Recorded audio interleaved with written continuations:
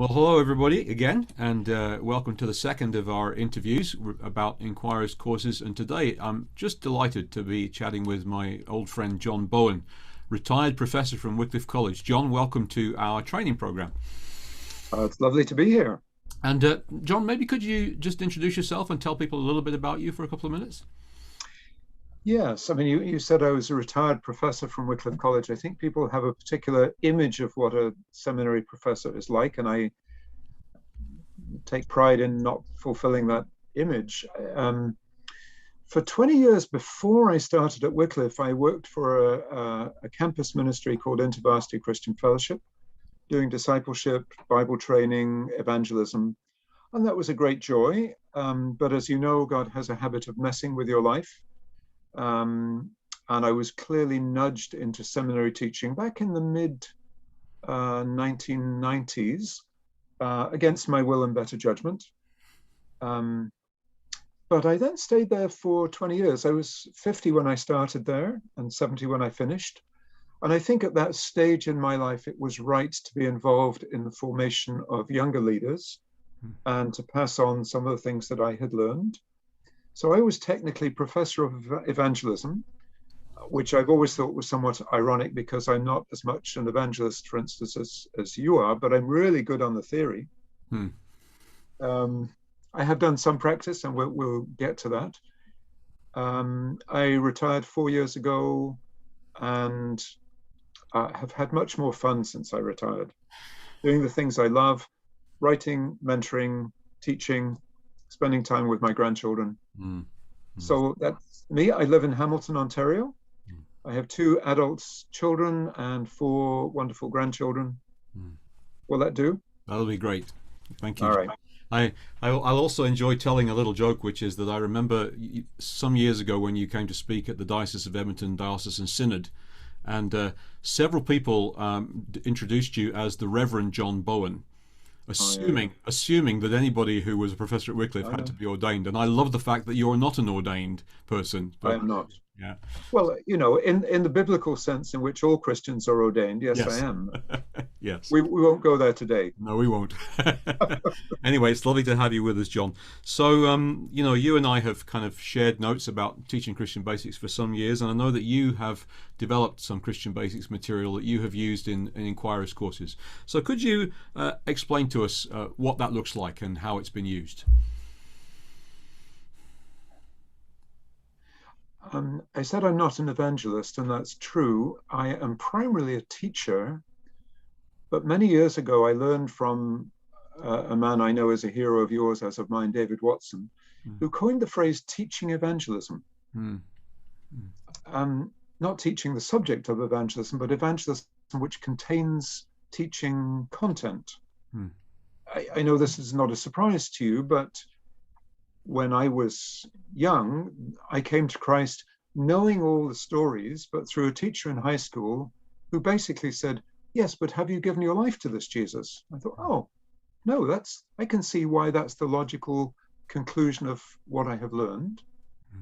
Whereas now, far fewer people know the basic ideas of Christian faith.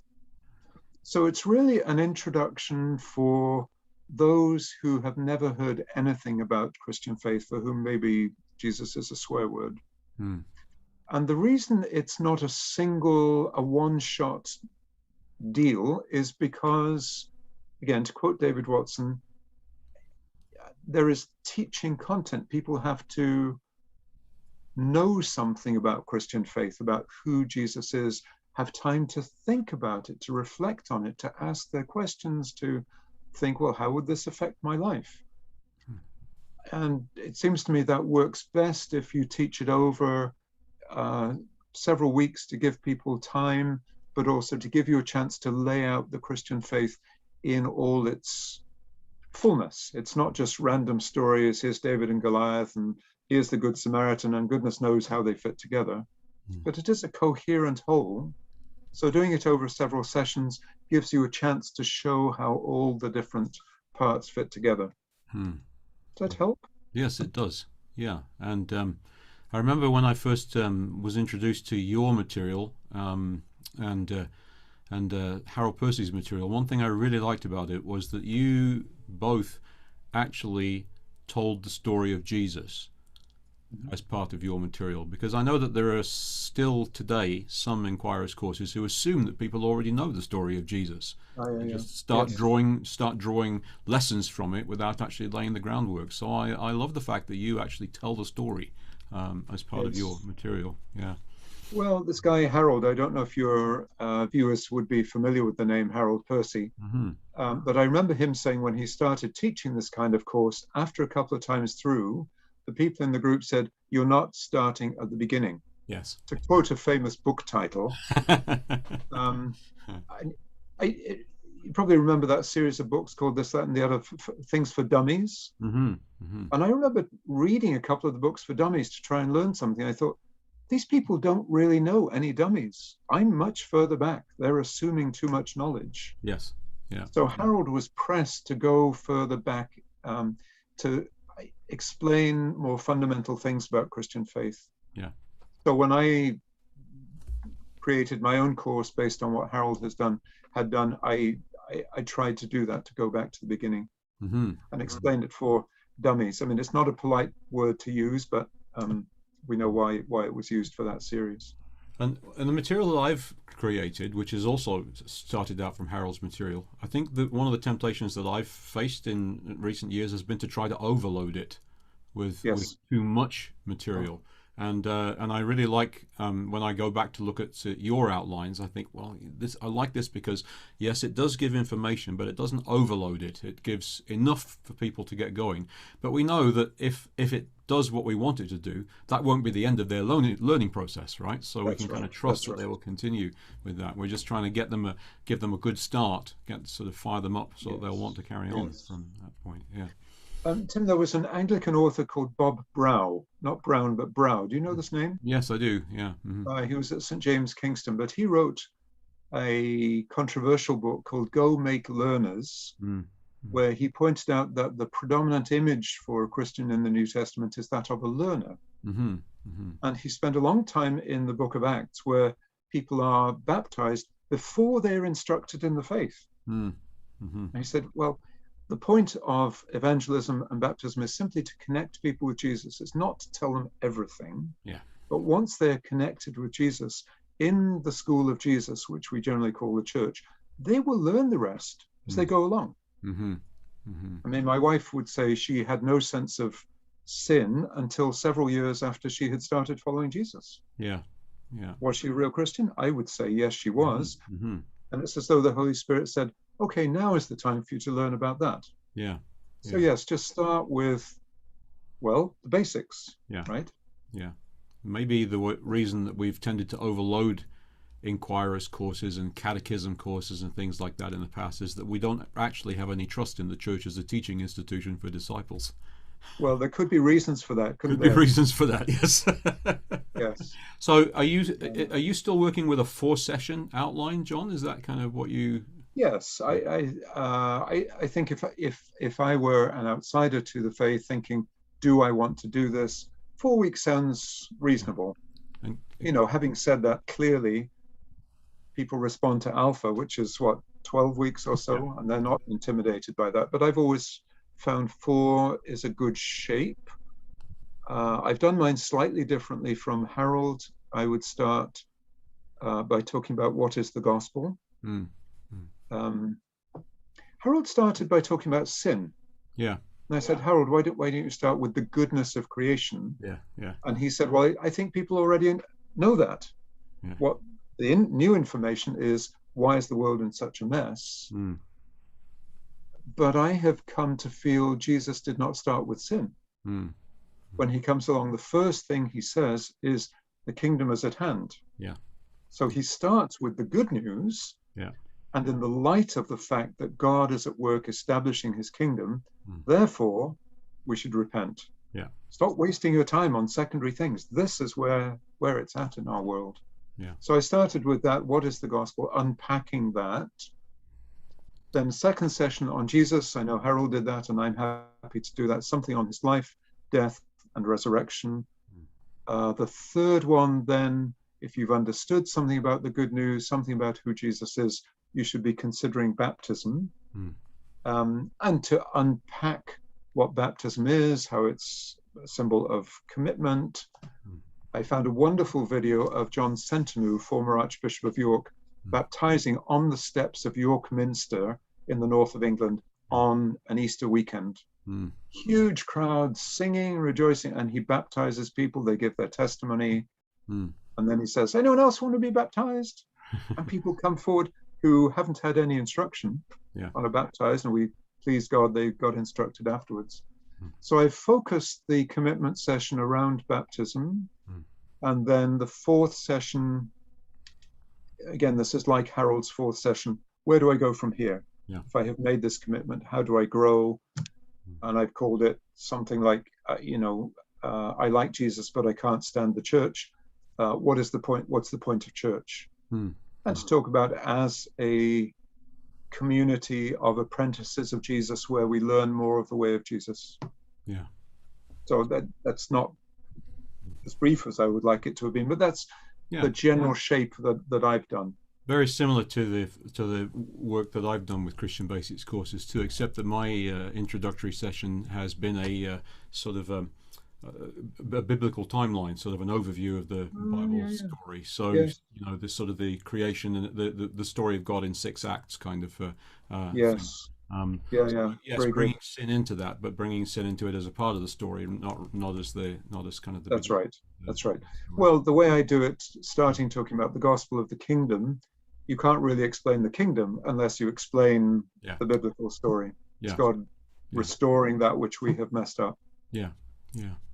So tell it. And I know you've told people that you haven't actually done it as a course for a little while, John. But when you were doing it, can you tell us a little bit about how you used it, in what context, and how it worked, and what kind of people were involved in it? Yes, you are creating an itch in me to do it again. Would you stop doing this? So we lived in Ottawa for many years, and I first did it in our church in Ottawa, offered it to folks there. And then we have been in Hamilton now 25 years, to my absolute amazement. And I did it in my church here for several years. That was helpful. I revised the content into what I just described. At its peak, we had maybe 20, 25 people, and I was training small group leaders. So after I had done my presentation, there would be time in small groups where they would debrief what I had said. They might have a Bible passage to look at. So I created handouts for small group leaders, handouts for people to take away and do some thinking about.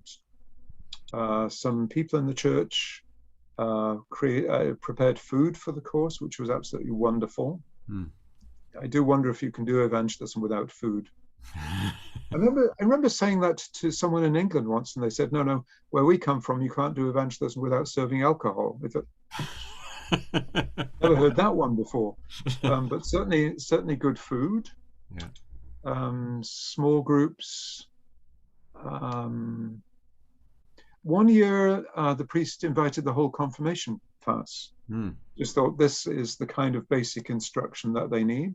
So they were a small group in themselves. I think it was about five teenagers, and they seemed to appreciate that. I realized it was declining the last time I did it. There was a couple of Baptists who started coming to St. John's, and I thought you were Christians. And they came to this Christianity 101 course, and they said, no, we wanted to understand what Anglican theology is all about. And I said, I'm not sure you're going to learn anything that is distinctively Anglican about this. Anyway, they stayed in the church for about 5 years, but basically I thought, it's not really for people like this. They were mature Christians with a deep understanding of the faith in the first place. Yes. So as I said to you, I went to a parish council and said, we've done this about 4 times. It's been worthwhile, but do you think it's time to stop? And they said, yeah, we think so. Because I don't need to tell you, there are too many things in church life that just go way beyond their best before date. Yeah. And someone needs to, have mercy and pull the plug on them. Yeah. I was just sharing with John before we started this interview about how I had a similar experience teaching Christian basics, where in the first decade of the 2000s I did it a lot, and then in the second decade it seemed like people were just getting so busy that it was very, very difficult to schedule that sort of time. And so I basically carried the Christian basics material in my head as a sort of a outline of one-on-one conversations that I had with inquirers or baptism candidates. But like much else, COVID has changed that. And last year, many people were shut inside their homes and not as busy at all. And for the first time in about a decade, I taught a full, not just Christian basics, but a follow-up course as well over an 11-week period, and using pre-recorded videos of the talks, and then getting together with people on Zoom for discussion and conversation. And that worked extraordinarily well. So I'm thinking to myself, I should try that again, because in some ways it's accessible. I mean, the one particular couple that I think about were a couple who had a small child in the house and would never have been able to come out to an evening course, but we had timed the session around their schedule. Yes. So that 8 o'clock we think that she'll be in bed, so we started our session at 8 o'clock for an hour, and so they were able to join us, and they would never have been able to join us if we'd been doing it sort of in person. So, I don't know if it sounds though your experience has been like mine, where 6 or 9 months ago we were cursing endless Zoom meetings. Yes. And now we don't have to do it. We're saying there were actually some advantages to doing it that way. Maybe we shouldn't stop altogether. There were, yeah. And I just want to add a footnote. There was a book, some years ago called something like, it was an English book, How is Evangelism Working Today? Something like that. And there was a section in there on the kind of evangelistic course that we're describing. And they discovered that just as many people were making professions of faith through homegrown courses as through Alpha. Yes.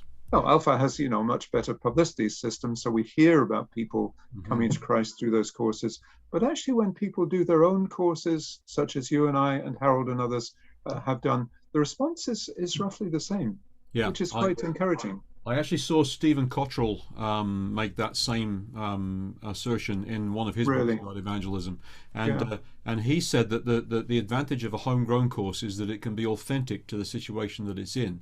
You're not you're not having to translate, Nicky Gumbel's cultural jokes and all that sort of stuff. No. You can just it can grow naturally out of the vision of Christianity that exists in this congregation. Yes. And plus, of course, if the person up front has really owned the material for themselves, then their interaction with the people is going to be much more authentic, because they'll be talking about stuff that's really real for them. So I really believe that. I think, and I've actually encouraged a lot of my colleagues and said to them, develop your own. I mean, if you surely you can think about what you think of the essentials of Christianity are, and distill it into a little short thing. So, John, I want to just sort of bring it to a close, but before I do that, do you have any advice for people who might be thinking of using a course like Christian Basics in their own church? First of all, I should preview that question by saying, is your material available somewhere that people can look at? Yes, all those things like small group leaders, instructions. I can send you the whole set. Okay. Yeah. You'd be welcome to do with it as you like. Right. I don't know if you would like the PowerPoints, but you're welcome to have those too. Okay. It probably has links to things like the John Sentamu baptism video. Yeah. Yeah. Okay. There was a booklet that you and Harold did. There was, yes. Yeah. I've got it somewhere. Since I retired, those things got retired as well. Is that booklet still available to purchase anywhere? Do you know, or I've got copies. I would be very happy to stick some in an envelope. I can send a bunch to you, and you can use them as you like. Lovely. Yeah. The second half of the booklet is actually the text of talks as Harold and I did them. Yeah, I mean, it's old, but I think it's maybe still valid, and maybe it will inspire people to do better. Yeah. Good. That'd be great. No, so, there was. What was the question? Any words of advice for people who might be thinking about starting something like this in their own situation? Yes. The temptation is to say, just go for it. Yeah. But I think it is a little more complex than that. You do need to know that there is a supportive group within the congregation who will work with you, pray for you, maybe do the food if you need small groups, to lead small groups. So there needs to be a critical mass to say, yes, this is possible. By which I am saying this is not I was going to say a one-man band. It's not a one-person band. Just, I can do this and please come and support me as I do it. It has to be an expression of the community. I think I would say also, as with Alpha, often it takes Christians to come and check it out, yes, and decide this is okay before they will invite their non-church friends. Yes. Yeah. You know, you don't want to bring a non-church friend and it's totally embarrassing and they'll never come to a church thing again. Yeah. So be prepared to go through it once or twice without any real visitor, you know, outsiders to the faith there. Just be patient. After that, you sort of have to give a little bit of thought to your magnetic field, don't you? Like, how are you going to, are you going to be content to keep on running this for people who are already involved in the church? And if not, how are you going to get over that gap? And that's where a course like this can't be a thing in itself. It has to be a part of a vision in a congregation for reaching out beyond the boundaries of the church, right? And people being willing to invite people, and people, Christian people being willing to engage their non-Christian friends and have conversations and those kinds of things. So but the temptation, I think, in Churchland is to see something like this and say, oh yes, this could be the thing that saves our church, right? And we and we want to say, actually no, there's a constellation of things which we can and this can be a good part of it. That's right. And Jesus is not very encouraging about survival tactics. You know, no, he's not. If you seek to save your life, yes, please tell us how to save our lives. You have to lose it. Yeah. Oh, shoot. Is that the only way? Yeah, sorry. Very discouraging. Yeah. And on that note, yeah. So anyway, it's been great. So thank you very much, John, for sharing this time with us. And I know that everybody's going to appreciate it. And it's good to chat with you and just catch up on what's going on. Lovely to be able to catch up. Yeah, great. And I'm going to just invite us both to smile, and I'll turn off the recording.